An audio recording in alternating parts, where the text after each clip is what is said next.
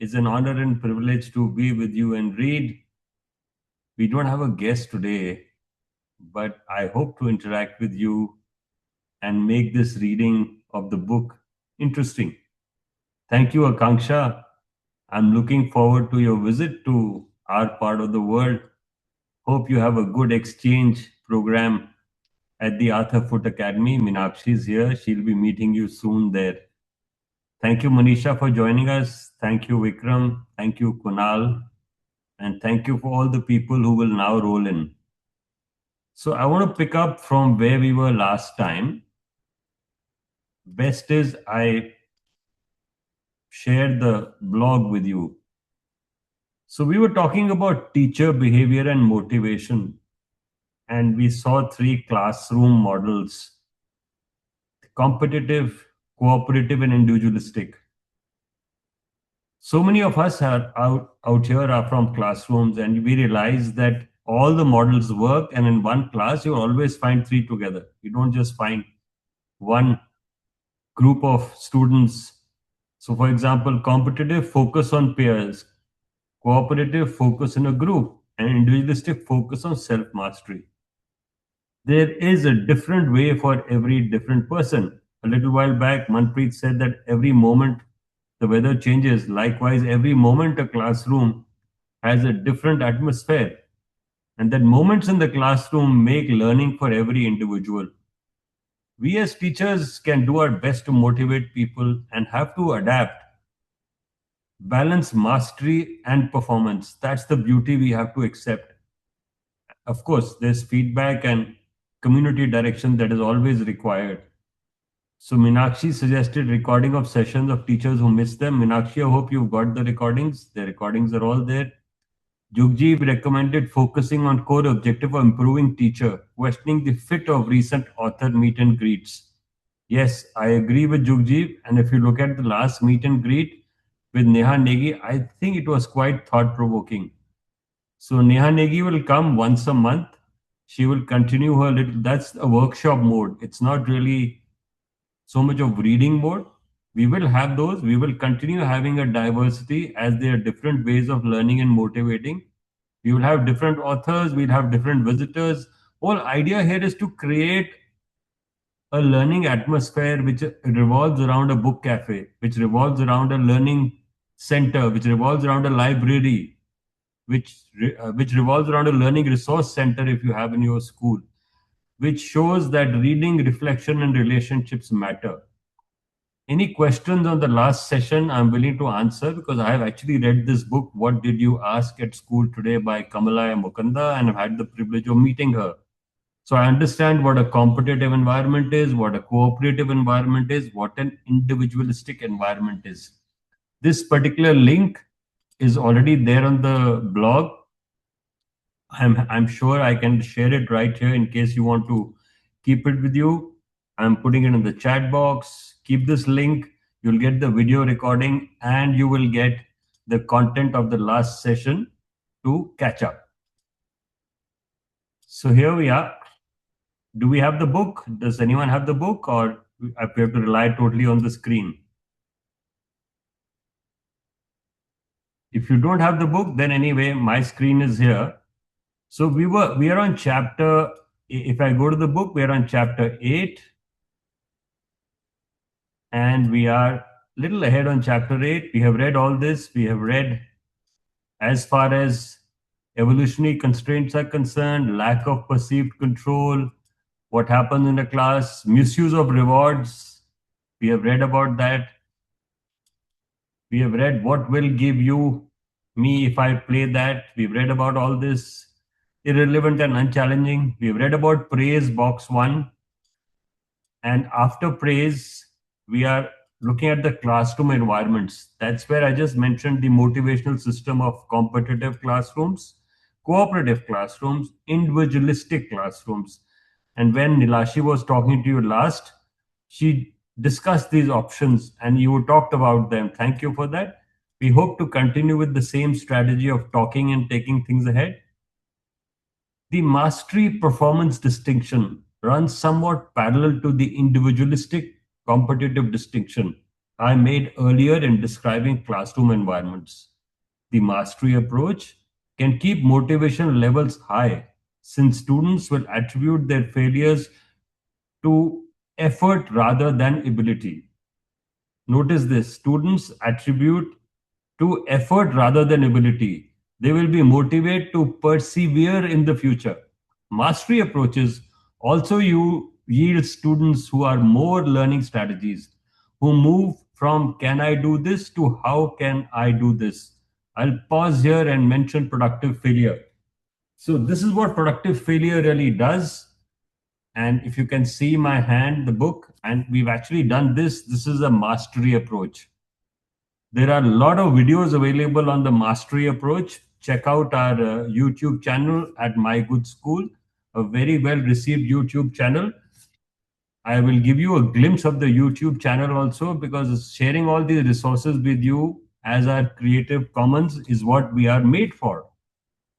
The YouTube channel has got a makeover. I don't know if many of you have seen the YouTube channel, but I will still share with you. Here's the YouTube channel. It comes your way. So all our sessions are available on the YouTube channel. When you see my screen, you will see all your past sessions. So on your right column, this is the one by Neha Nagi. Minakshi, thank you for starting with Neha Nagi. Then teacher behavior, you'll find all our past sessions here. It's the YouTube channel has just been literally revamped totally. It's become far easier to use, short separated, live separated, podcast separated, playlist separated. So what that means that you can actually play a playlist. For example, you may want to play the playlist for Fridays, which is the sessions here. You can just go to Brewing Knowledge Friday and play that playlist. So, on that note, I thought I will motivate you and come back here with all our resources. Does anyone want to say anything or talk at the moment? I hope we've been able to catch up. Thank you, Saman. Thank you for dropping in at the drop of a hat. So happy to have you here. Saman has come from Aligarh. You're most welcome. I'm glad Yeah, that I've joined this group and I'll be a part of this. Happy to thank be you. there. Thank you. Do join us on Fridays because our Fridays are Yeah, celebrating I surely reading, will. I'll yeah, surely reading, will. reflection, and relationship. That's what Fridays are for. Jugjeev, you know someone you can say hi to her.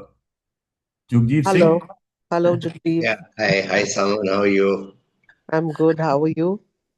Good, good. Long time no see, no hear, nothing. So I'm Jugjeev, so now we happy. got the right person from Aligarh to join us from the Blossoms. Uh-huh. I mean, actually, you're recording it, so I can't say derogatory words about Midit, so I'll skip.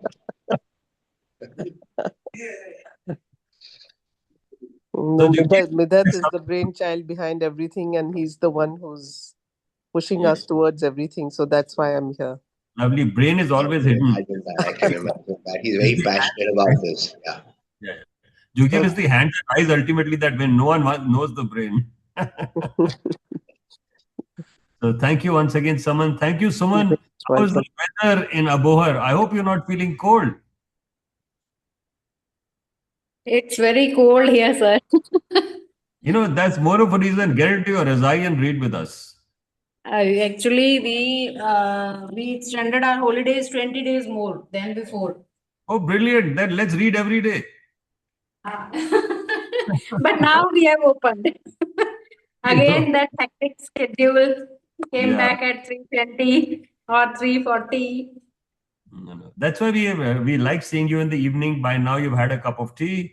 You have made a quick dinner, and maybe you're going to make dinner after that. We'll keep it to 45 minutes because someone asked me that how long it is. I said we stay 45 minutes unless we want to talk more, which you always welcome.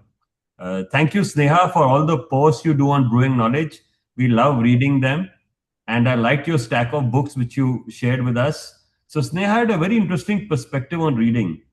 She says sometimes we feel that a book has to be just read, page to page. But it doesn't happen that way. You can have 10 books you are reading. You may feel like reading a particular book at that particular time. Please go ahead. I always have a stack of books around and I'm reading various books at various times. So time of the day matters, what you're thinking matters, your curiosity matters. And yes, remember one thing, read what you love. That's very, very important. So thank you so much. We will continue reading now. We have had our warming up and chatting. So I will share the screen back again. I hope you are clear with the screen now. Yugi, do you get the screen nice and clear? Yeah, yeah, absolutely. Okay. So we were talking about motivation. Now we'll say born to compare. Anyone who spends even little time around a group of children soon realizes that they are very aware of their relative levels of anything at a given time. A mastery learning environment where the teacher deliberately does not encourage comparison and allows each child to work independently is no exception. I have overheard many revealing conversations among younger students in a mastery classroom. I'm on page 72 already. Which page? You on? Only 55. I was talking about reading various books at various times. She's 7 years old, but she's doing level 1. And I'm 6, but I'm doing level 2.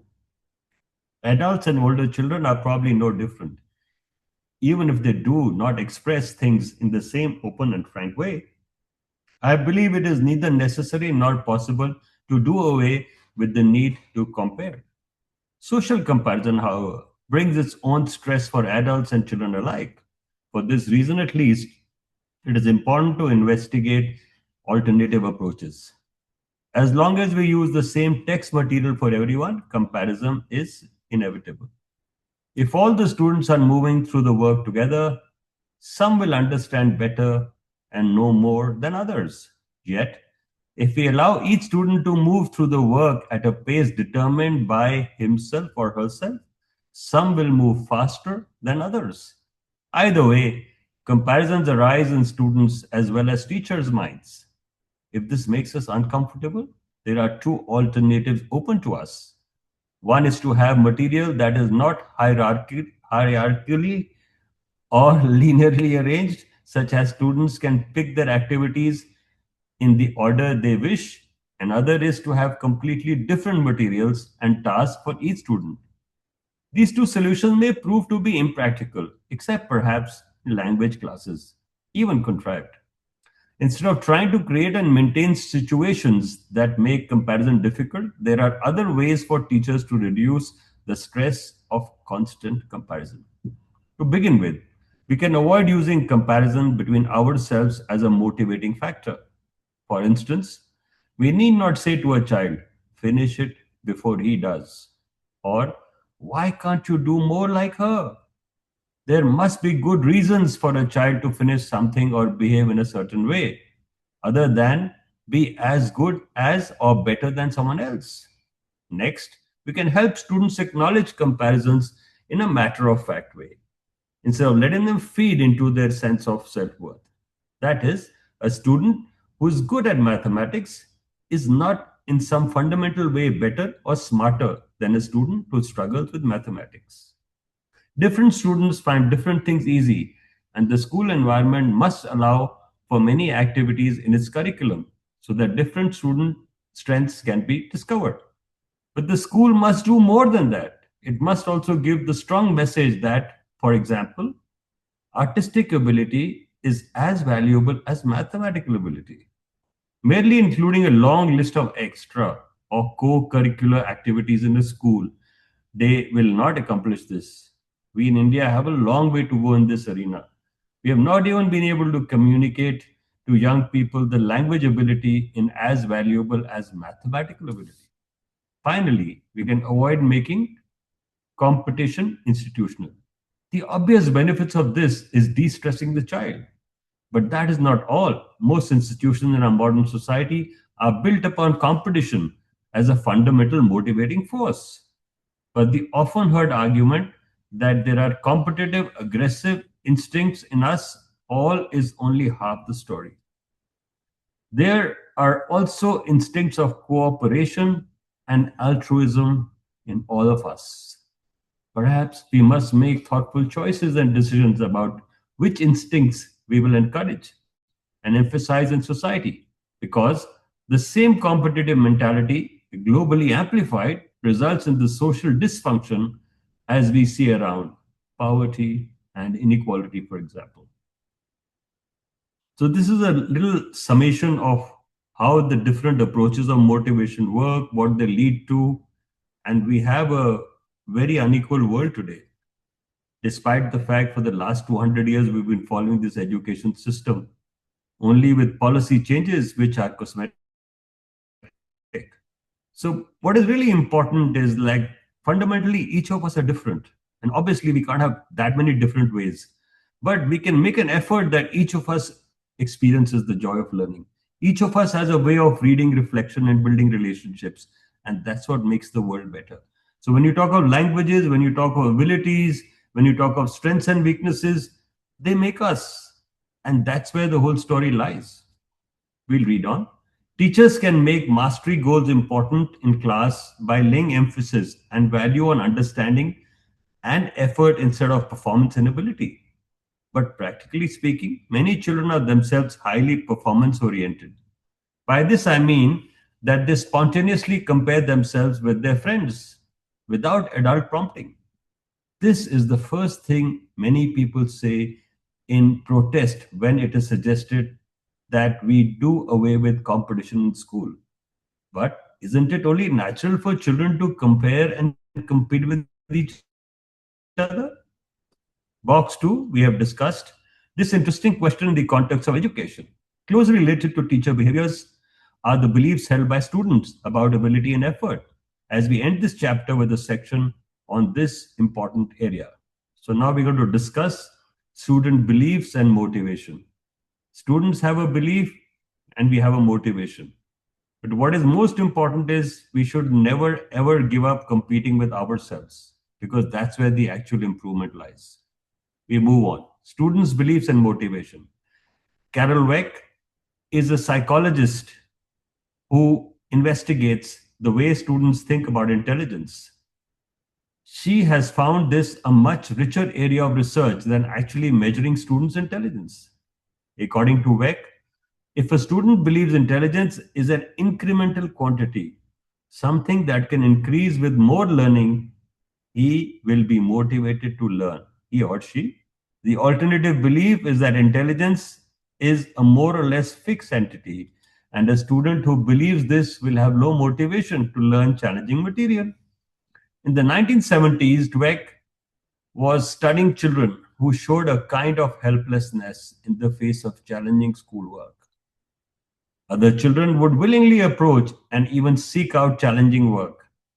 The secret seemed to lie in their beliefs about intelligence, and Dweck found that while younger children possess the incremental intelligence belief, as they grow older, some may switch to the entity belief. What triggers this switch? One factor is when adults praise for ability rather than effort. Telling a child, "That's very good, you are so clever," immediately does two things. I will take a pause here and I will address the Hindi audience. हम इस section में discuss कर रहे हैं कि हम बच्चों को क्लास में कैसे मोटिवेट कर सकते हैं. कभी तो हम कहते हैं कि कोई बच्चा इंटेलिजेंट ही पैदा होता है और कोई बच्चा मेहनत करके आगे चलता है. आप सोचिए, जो मेहनत करके आगे चलता है वो आपको अच्छा लगेगा या आपका ये कहना कि ये तो बच्चा इंटेलिजेंट है, इसको तो सब कुछ आता है. और ये अक्सर हमारे साथ क्लास में होता है. इन दो बच्चों को आप कैसे मोटिवेट कर सकते हैं? आपको क्या अप्रोच यूज करनी चाहिए? हम अंग्रेजी में पढ़ रहे हैं, परंतु अगर आपने कोई भी सवाल जवाब करना हो और बताना हो आप अपनी क्लास में कैसे करते हैं, मैं आपको समय अवश्य दूंगा. अब आगे पढ़ते हैं. अंग्रेजी में पढ़ने की हम सब कोशिश कर रहे हैं और इसीलिए ब्रूइंग नॉलेज का फोकस टीचर्स के लिए है. अंग्रेजी में धुरंधर बने. मैंने धुरंधर लफ्ज इस्तेमाल किया आज. One, it makes him feel very good about himself, but this feel good state is contingent upon maintaining the impression that he is clever, so it can come crashing down at the first sign of failure. And two, it implies that if one doesn't do well, It's because one is not clever. This makes the child avoid situations where he may fail in future. This translates to low motivation in the face of challenging tasks. Dweck and her colleague Claudia Mueller conducted several studies with 10 to 12-year-olds, and the results confirmed this. The students were given a set of moderately easy problems to solve and later told they had done well. In addition, some were told, "You must be smart at these problems," and others were told, "You must have worked hard at these problems." In the next stage of the experiment, all children were given a choice of what kinds of problems they wanted next. Problems that are easy, that I'm good at, or harder ones that I will learn from. The results showed that those students who had received praise for intelligence chose easier problems for the second stage, while those who had received praise for effort chose harder ones. Dweck also asked the students crucial question: how much they enjoyed the problems and whether they would like to take some home to work on. Here, the findings were very curious. Some of the children were asked this question soon after the first set of problems and the praise, and they showed no difference according to type of praise given. But some of the children completed a second set of problems, were told they had not done as well as before, and only then asked the questions. Those earlier praised for intelligence then rated their enjoyment of the problems lower than those praised for effort and were less keen to take any problems home. It seems that differences in enjoyment and motivation set is only following a failure experience. Doesn't the student's actual ability level have anything to do with this phenomena? In Dweck's own words, there is no relation between students' abilities or intelligence and the development of mastery oriented qualities. Some of the very brightest students avoid challenges, dislike effort, and wilt in the face of difficulty. And some of the less bright students are real go getters, thriving on challenge, persisting intensely when things get difficult, and accomplishing more than you expected. Having the mastery oriented mindset will help students become more able over time. Motivation is a natural human quality present in abundance in all of us. Unfortunately, we are not highly motivated in every activity we need to do from morning till night.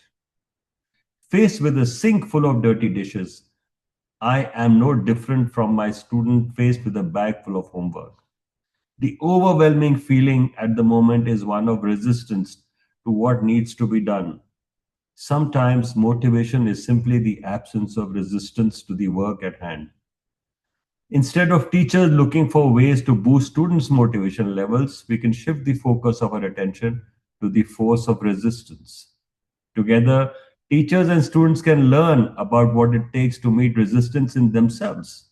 After all, this is a force that students will face throughout their lives. And here in school is the perfect opportunity to learn about it. When we opt for a stick, a carrot, or a competition to motivate our students, we have completely sidestepped the issue of resistance. There are thousands upon thousands of highly motivated youngsters in our country, but too many of them have been encouraged to understand themselves or reflect on their own desires, drives, and desires. What would happen to their motivation, the drive, if we remove the props of external competition? If you believe that it is an important purpose of education for students to be self reflective and to better understand their emotional and motivation states, you might decide to completely put aside competition as a motivating force in your school or classroom. But do not be disappointed if, as soon as you do, all your students do not magically fall into place, striving to do their best, producing excellent work filled with joy at their accomplishments. The move from an emphasis on performance and ability to learning and effort must not be seen as simply a better way to motivate our students. Rather, it opens the door to new questions, new challenges, and certainly new frustrations, all of which have immeasurable educational value. There are some references. If you want to go to deeper reading and research, get hold of them. We will start chapter 9, but before we start chapter 9, I'm going to take a pause and ask you if anyone has an experience to share on how they have used a non competitive way of handling motivation in a classroom. Share with us how you have been able to do it without making two people run against the tape, ensuring that the whole class reaches the tape at the same time. When I'm talking of tape, I'm talking of a run.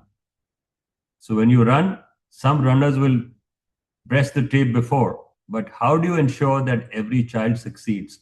What is the unique motivation factor you've used? Anything you want to share?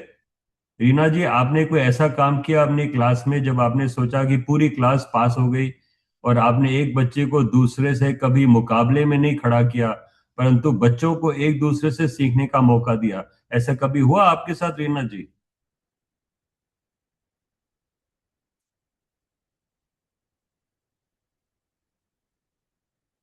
Naveen, you would like to share any experience?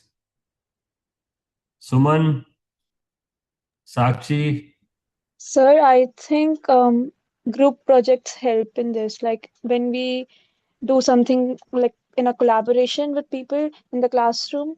So I think that's give a motivation to do things together without having a competition because as a group we have to win without like without the competition. Like Thank you, Sneha, because the world today is all about collaboration. It's all about team spirit. And India has seen over the years, if you look at the cricket team analogy, 30 years back, 40 years back, we used to rely on one player or two players to take the team forward. But it's not that way anymore. The whole team collaborates. And this is a basic fundamental change in Indian cricket. I've given you that example. When I was young, एक गवास्कर, एक वेंगसाकर, एक Dilip ball करता था, 3 जनों पे पूरी team खेलती थी.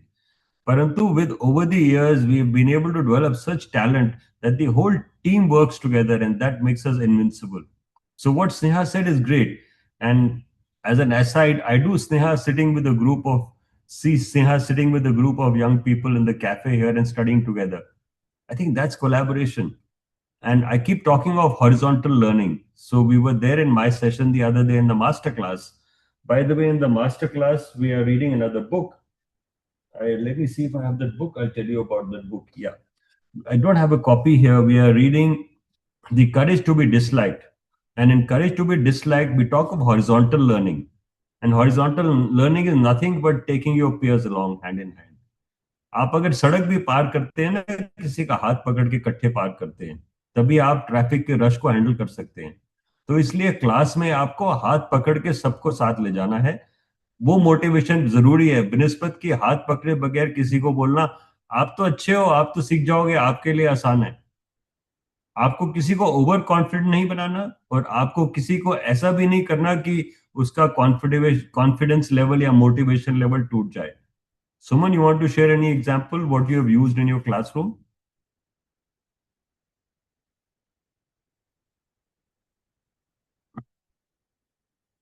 Anyone? Someone, you want to share something from your end?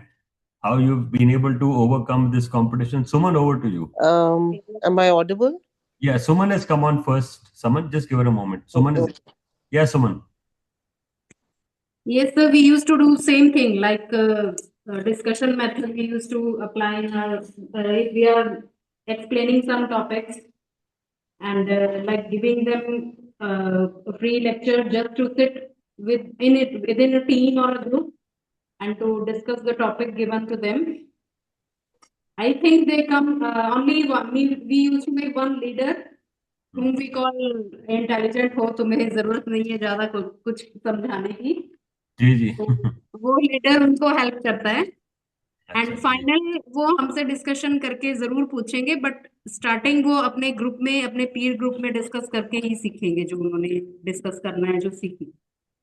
बहुत अच्छा. आपने भी स्नेहा वाली बात कही, पीयर से हम सीखते हैं. Over to you summon.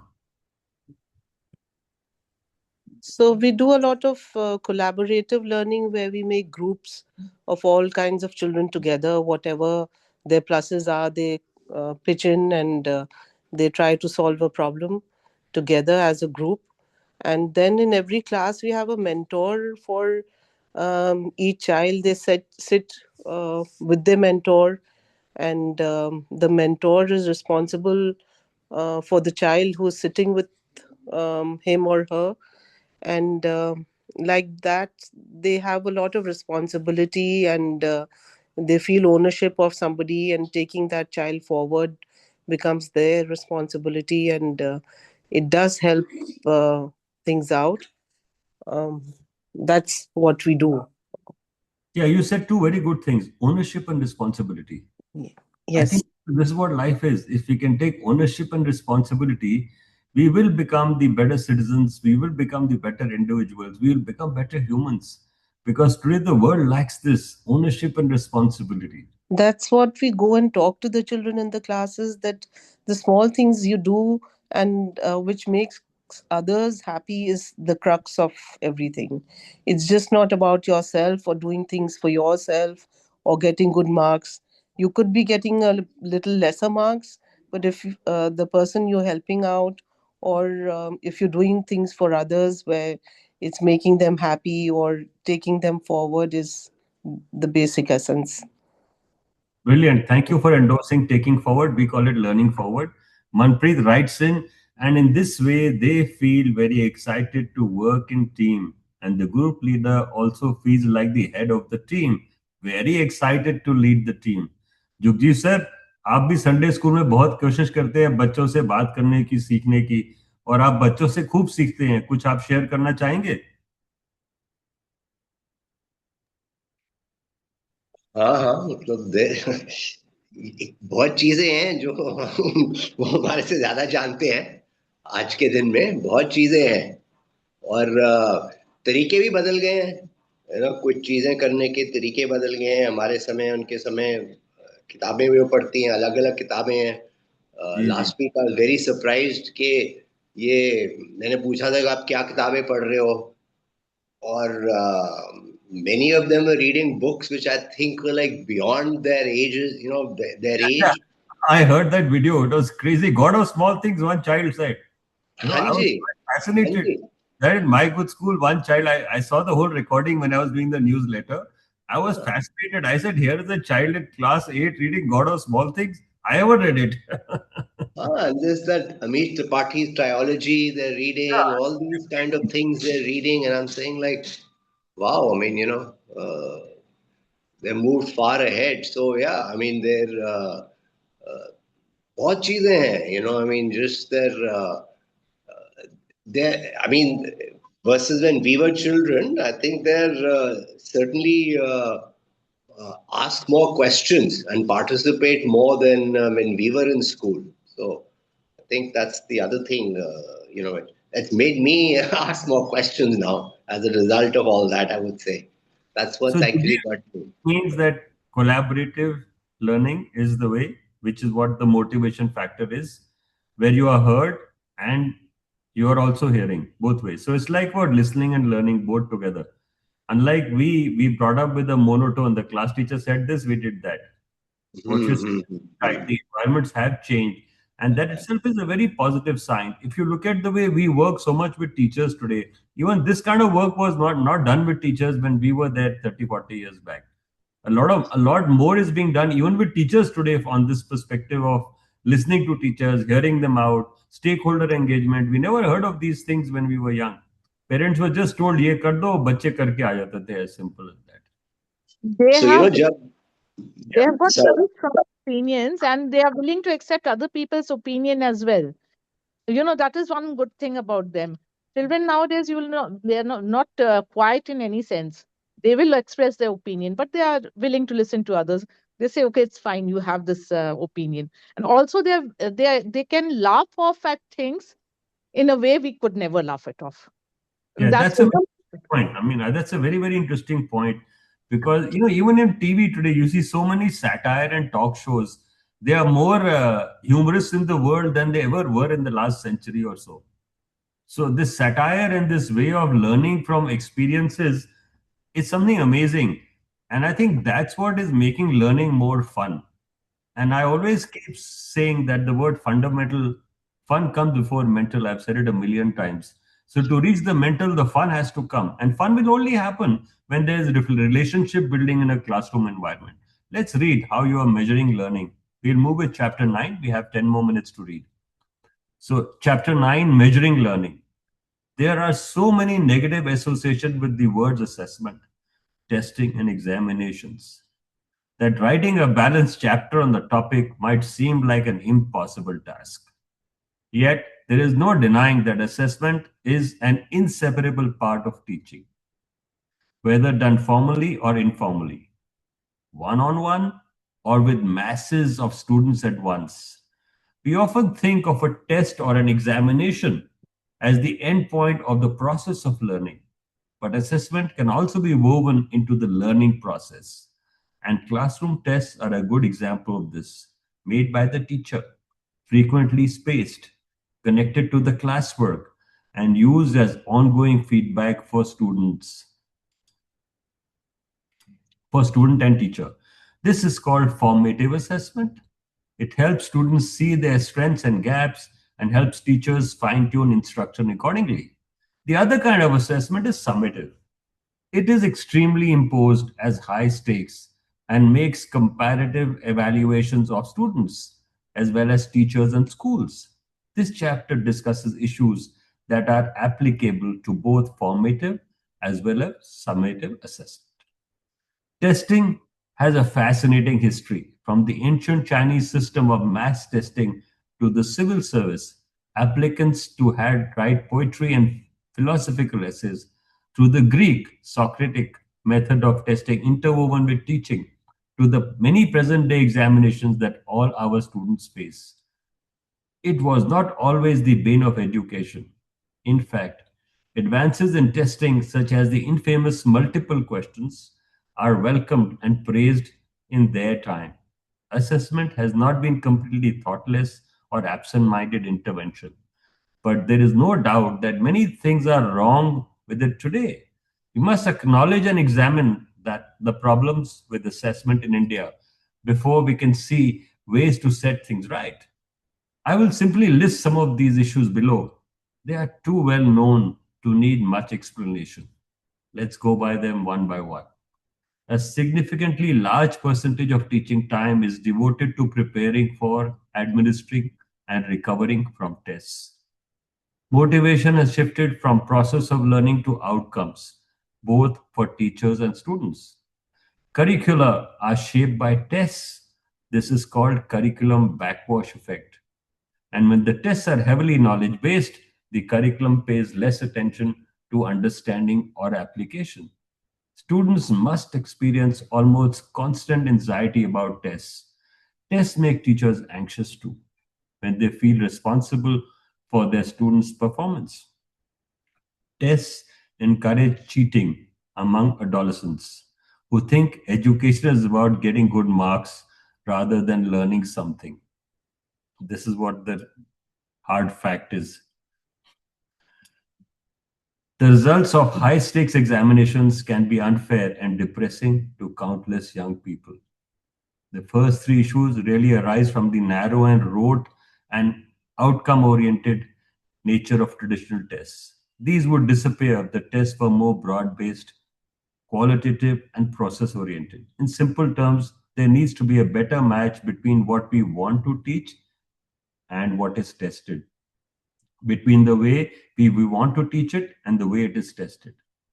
If a teacher does a long and in depth project with her students on the Indus Valley civilization, for example, with open minded analysis of the evidence and an emphasis on critical thinking, her students may do rather poorly on a test of facts with match the following and true false items.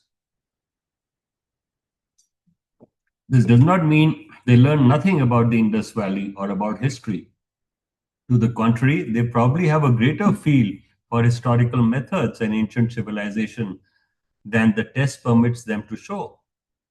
But if the teacher could test them in such a way that the skills developed during the project were assessed, the match would be good. In such scenarios, teaching to the test and curricular backwash do not arise as problems. Are there such ways of testing? Some genuine solutions have been developed, such as open ended questions, demonstrations, exhibits, non speed tests, collaborative tests, and portfolios. Together, these are called authentic assessment techniques, and they have been rigorously applied on a small scale in pockets. Research shows that at many levels, authentic assessment is far superior to traditional methods of mass testing. It even addresses emotional and moral issues associated with testing. But there are huge stumbling blocks to authentic assessment being more widely accepted and used. Switching to authentic assessments, given the large number of students involved, would simply take more time than our educational system is willing to give.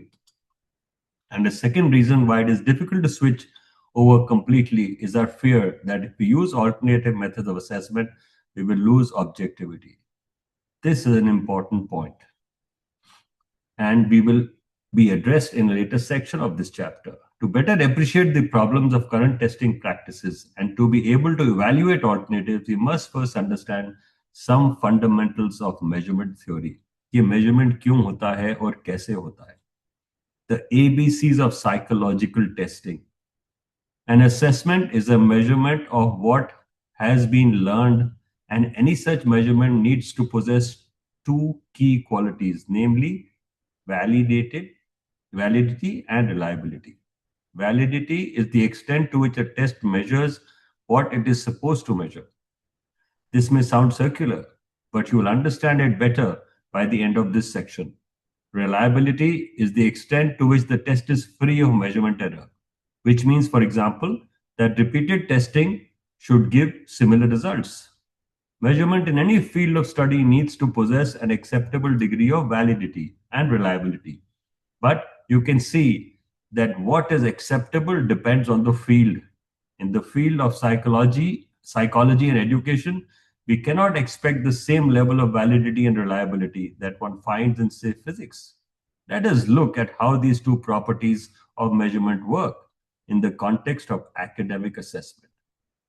Suppose I've taught a student about the mean, median, and mode in a statistics class. I teach her how to calculate them, some of their simple properties, and their uses and misuses. Naturally, I would not know what my student has understood of the lesson. The new learning is encoded in a complex way in her brain, in patterns of interconnections among millions of neurons.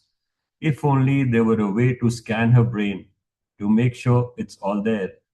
Imagine how different things would be if instead of tests and examination, students only had to submit a painless brain scan at the end of every year. Such measurement would be highly reliable and valid, but it hasn't yet been invented. This book was written about 15 years back. I think it has been invented now.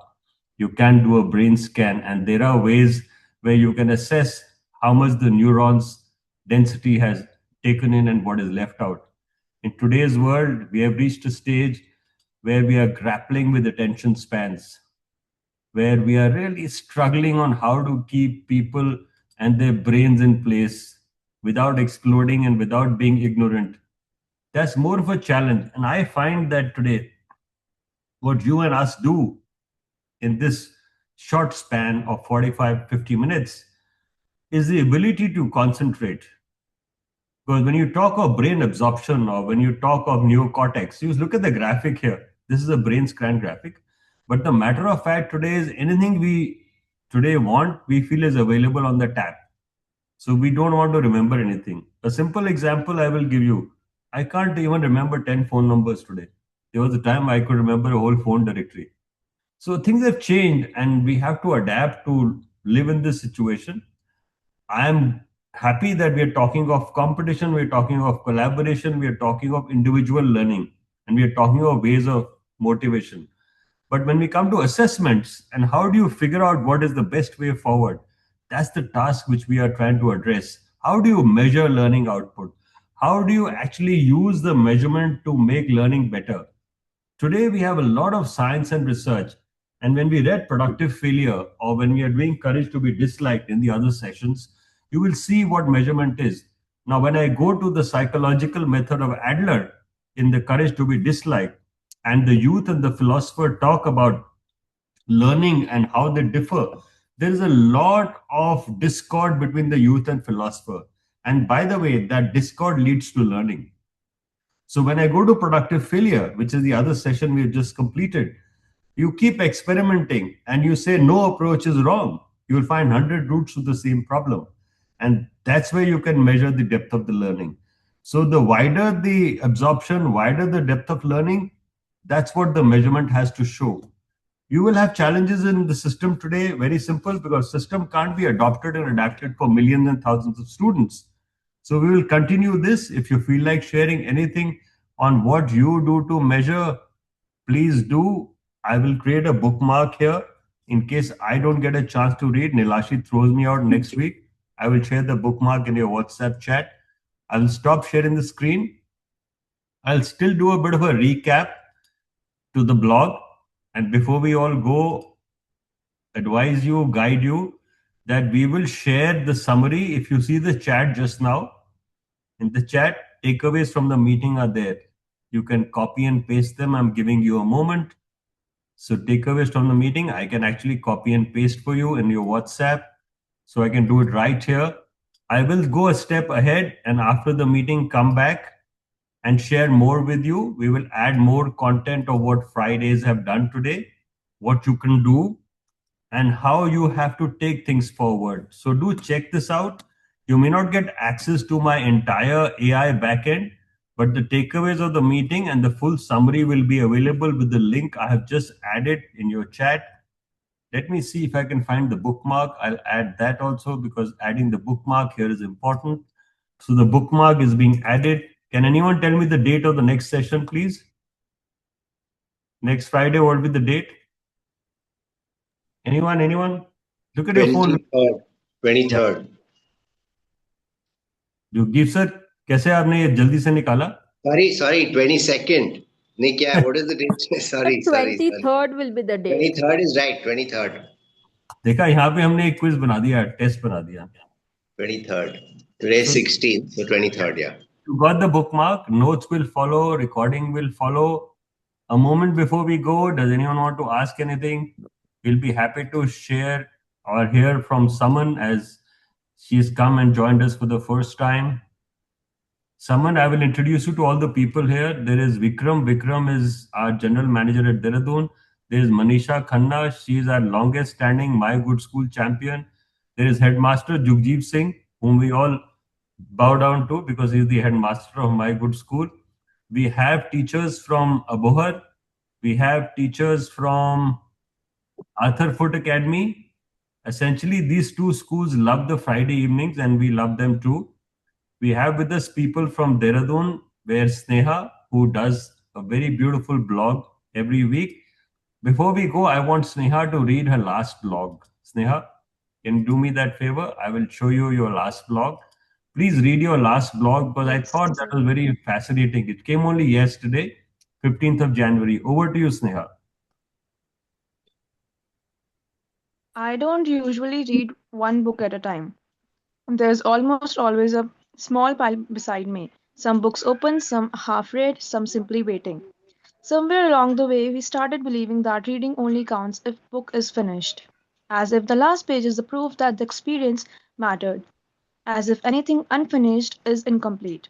But most readers know that's rarely how it actually works. During one of our brewing knowledge session at EBD, during a meet and greet with Ratna Manucha, this very idea surfaced naturally. We spoke about how reading doesn't have to mean committing to one book at a time. Reading can be layered, it can involve many books at once, each serving a different purpose. Many of us read Many of us read multiple books at once, one for comfort, one for curiosity, one we keep telling ourselves will finish soon. Some days we reread the same few pages because they feel familiar and almost like returning to a thought we don't want to let go of. Other days We feel stuck in a book because we aren't in the right headspace for it. And sometimes a completely new book catches our attention. We pick it up, read a few pages, just enough to understand its voice, and then quietly place it back. And are they meant to be carried, nestled in your bag against a notebook or water bottle, like a quiet companion with no demands? Leaving books half read isn't a failure. Neither is switching between them, nor pausing midway. Reading isn't a race, and it certainly isn't a checklist. Reading is slow and time consuming, but even then, even like this, it counts. Let's give her a big hand because I think this is a very interesting piece which she wrote on growing knowledge. And if anyone else wants to send us a piece to write your reflections, because when we always say that we at Good School Alliance, what are we here for? So we are here for a very simple thing. GSA focuses on the three R's. Our focus is on reading, reflection, and building meaningful relationships. That's how you will promote trust and lifelong learning, and we will get these as outcomes: critical thinking, creativity, collaboration, communication, character, citizenship. I'm sure a lot of this was said in the book. Thank you for taking time out. Thank you for holding hands in transforming schools, taking ahead the 6 C's framework. Before you go, I need to mention we have a master class. You can join us. I also need to mention we have an impact framework which we have just put in place. We have done a structural research and pedagogical impact of the Good Schools Alliance. Try and read it. It's a reasonable document of 12 pages. I'm sure, like Sneha said, don't read the document in one go, read a page at a time, section at a time. It'll help you understand what you are doing is making a roadmap for India's future. And that's an important part. Before we go away, we have enhanced our partners menu. So you will see lots of partners coming in, new partners adding their content on our website because we have created partner pages and we have our program pages. My Good School is on Sunday, Teachers Academy is on Saturday, My Good Schools Retreat is every 6 months. Special projects are happening all over the country. We are focusing on five. The Teachers app is our collaboration with the Bharati Foundation. We have fellowships, masterclass, and internships. That's all for now. Thank you for being with us. I loved every moment. I hope I did justice to your time. Anyone before we go? Thank you. Manisha, you want to say something? Yes, Neha, you're saying something? No, no, sir, I was just saying thank you. Oh, God bless you. Good luck for your exams, Neha. I hope you do well. And Yes, thank you, sir. the collaboration makes you go far. Manisha, over to you. I always give it. Thank you, Saman. Thank you for that. I always give you the last moment. And Jugjeet sir, boss, anything you want to say?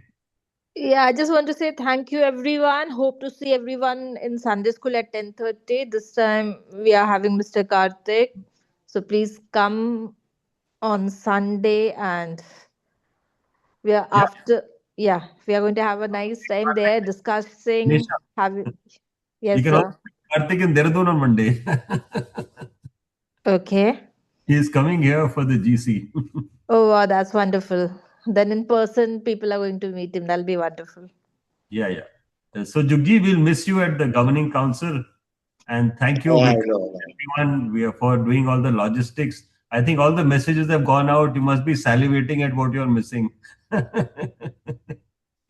Yeah, but unfortunately, I mean, my nephew is here from the US, and in fact, Yeah, he's coming home for dinner that night. Yeah, so lovely. So we will all get together by the fireside at the fig tree. We'll miss you. At the fig yep, tree, we have 1, 2, 3, 4, 5, 6, 7, 8 people staying. So it'll be good fun. And Anoop will join us. So I'm sure we'll have yep. a nice dinner by the fire and we'll miss you. Maybe next year's GC, because I think Amrita has in mind to make it an annual Dehradun pilgrimage. So she says that GC should be done here, maybe in this room behind me. I don't have a wallpaper, by the way, everyone. This is the actual room. So let's look forward to the GC. And thank you, Kunal, for all the work you do. Kunal's got exams. He's working hard. Sneha's got exams. They are working hard. Jugjeet, you wouldn't have done all these joker things in your exam days. What we are No doing. way, Yes. no way. That's the beauty where Akanksha, Sneha, Kunal, the generation whom we learn from today. And thank you for all of you for telling us to do what it matters, when it matters, and how it matters. That's the beauty. Thank you so much, Manisha. Once again, sorry I stopped you from saying your full sentence. You can say it now. No, I expect everyone to join and make it a wonderful discussion with my little ones. So we all look forward for the Sunday school at 10:30. Good luck for the Sunday school. We have a session tomorrow. Anyone want to talk about tomorrow's session before we go? It's a session called Wisdom Monthly in Learning Forward Saturday. Does anyone want to talk about that or pop into the Learning Forward Saturday group? It's there in the WhatsApp chat. There is a Wisdom Monthly happening tomorrow at the So, yeah. so we'll get into wisdom tomorrow. We'll wait for tomorrow and see what exactly it is, because I'm quite curious as to what it is. Yeah, I saw the preparation recording and they had a lovely story sharing. And Wisdom Mandali is choreographed by Project Fuel of Deepak Ramola. So you'll have good fun. They will do a good job at Learning Forward Saturday. And yes, if you want to be a little serious, join our masterclass in the evening and meet the philosopher. So thank you, Reena, thank you, Sneha, thank you, Akanksha, thank you, Jugjeep, thank you, Saman, thank you, Kunal, thank you, Minakshi, Thank thank you, you, sir. Manish. Thank you if I missed anyone. I could only rattle so many names in one breath. Bye bye. Bye. To say Bye something. bye. Thank you, everyone. Bye bye. Thank you. Bye, Bye sir. bye. Bye.